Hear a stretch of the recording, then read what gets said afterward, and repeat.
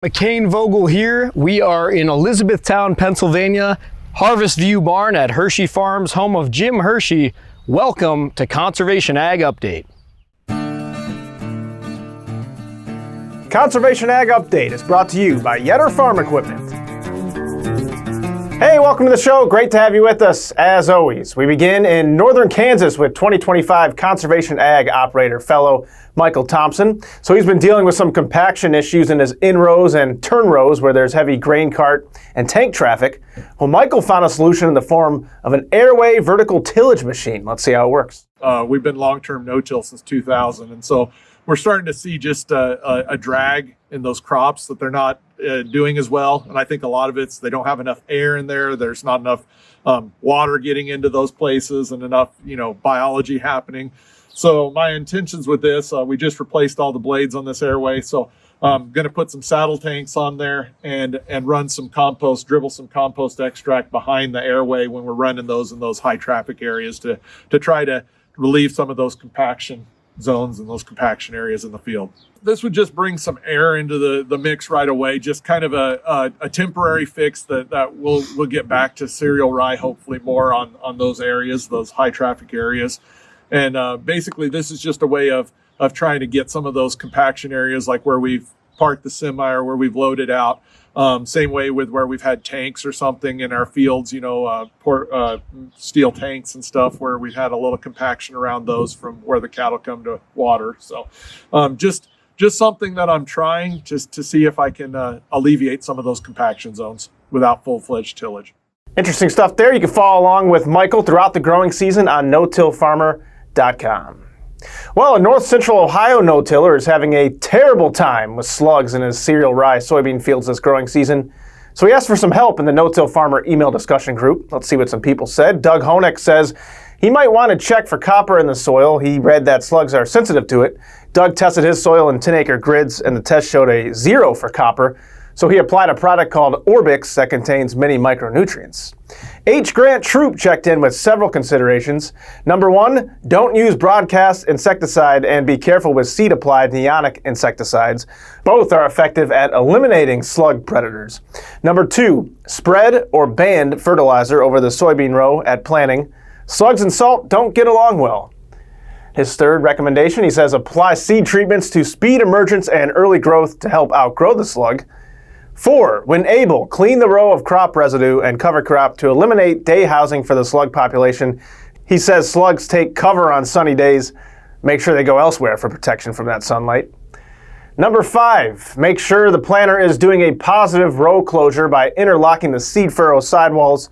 An open seed furrow is a superhighway for slugs and other pests. And as far as copper and other micros go, Grant says the main concern here is having the right amount in the soil for optimum growth and yield. Too much copper could be bad news. And Grant says if all else fails, there are slug pesticides you can use as rescue treatments. Time now to check in with road warrior McCain-Vogel for today's cover crop connection. McCain, what you got? Thanks, Noah. McCain-Vogel here with this week's cover crop connection. Well, earlier this month, I visited Jim Hershey's farm in Elizabethtown, Pennsylvania. And while last episode you had a chance to see what his plans are for the upcoming Pennsylvania No-Till Alliance Field Day, this week I thought I'd showcase one of Jim's latest experiments. Check out what he's doing to prove that cover crops can work in a garden environment to suppress weeds and help grow healthier vegetables. So we will demonstrate how you can actually raise vegetables in your garden with the use of cover crops. Now typically, you wouldn't plant these cover crops in the spring. You would plant something in the fall. So it's somewhat, but this is what I think is cool. This here was undisturbed soil, no cover crop seed planted, and look at all the weeds coming up. So you already got an issue going here that would give you a challenge. That's why people struggle with gardens. How do I take care of the weeds? Well, that over there would help. Now, that's not, to get the whole story there, you likely are going to have to either keep the cover crops trimmed down or lay newspaper down. But it's still better than pulling weeds. So that's one project we got involved in because someone at one of our events, I think it might have even been at the State Farm Show, when they seen the rainfall simulator and they saw the cover crops, they said, well, could I do something like that in my garden? And we said, yeah, you can. Hershey says the cover crop mix he used includes oats, buckwheat, and crimson clover, and he intends to plant tomatoes, lettuce, cabbage, and peppers for the experiment. Well, stay tuned next month for an upcoming cover crop podcast series detailing all the farms I visited in Maryland and Pennsylvania this summer. But until then, that's all for this week's Cover Crop Connection. Back to you, Noah. Good stuff. Thank you very much, McCain. The NRCS is celebrating its 90th anniversary. We caught up with Jeremy Peters, CEO of the National Association of Conservation Districts in Washington, D.C. And after all these years, Jeremy tells us there's still one big message they're hammering home. It's never too late to do the right thing. It's never too late to start that journey. We've got a lot of early adopters within our organization that have been experimenting with no-till and cover crops way before they were as well known as they are today. These were people that were taking risks. They were trying something different, either because they wanted to try something different or because they had to, because their economics were failing them and they needed to try something different. So I would say that it's never too late to try the right thing and to experiment with new practices.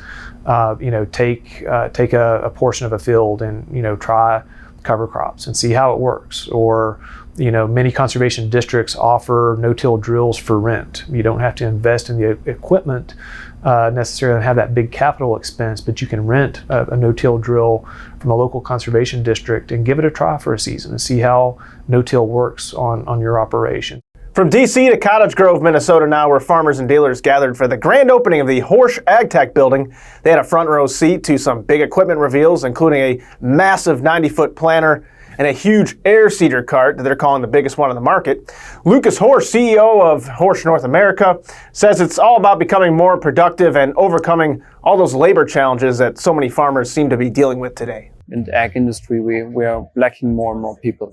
Not because we don't have people, but we don't have the right people sometimes in the locations where we are. And in the end, today, the theme what we talked about is basically the productivity side. We are now moving into the 90-foot planter market, and we are moving now into the big air seeder market with up to 900 bushel tanks and so on. I think that's very important pieces to this story. And on the other side, we are driving our sprayer business forward. And I think, when it comes into resistances, weed resistances and so on, I think, we need to work more on our quality of application. And quality of application, are two pieces to it. I think one is maybe to slow down our operation sometimes, maybe go to a wider boom, and to raise our volume per acre to basically have a better coverage.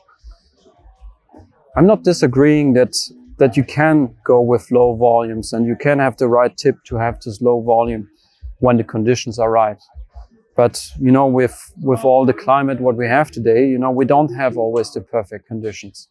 Sometimes you have a windy day. Sometimes you have a too dry of an air that the fine droplets are drying up too quickly.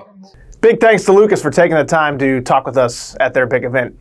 And that'll wrap things up for this week's Conservation Ag Update. Send me an email in newman@lestermedia.com if you have any story ideas. Thanks so much for watching. We'll see you for our next episode, July 4th, Independence Day. Have a great day.